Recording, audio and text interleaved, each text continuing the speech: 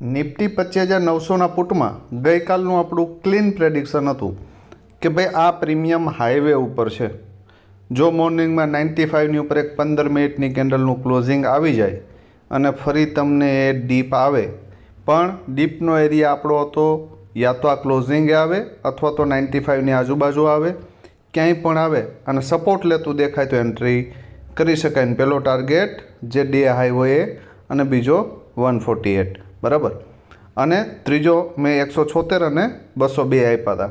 તો આ પ્રીમિયમે શું કર્યું તો કે અહીંયા ડીપ આવ્યું અને અહીંયાથી જો તમારી એન્ટ્રી બની હોય, બરાબર, ધારી લ્યો કે તમને કોઈ પોઝિટિવ કેન્ડલ દેખાણી હોય જે આપણા એનાલિસિસ વિડીયોમાં કહે એ પ્રમાણે, તો અહીંયાથી 40 પોઈન્ટ છે અને ફરી પાછું ધારી લ્યો કે અહીંથી તમે રહી ગયા હતો, અહીંયાથી પરફેક્ટ એન્ટ્રી હતી, બરાબર, સરસ મજાની પિન બાર બનાવીને.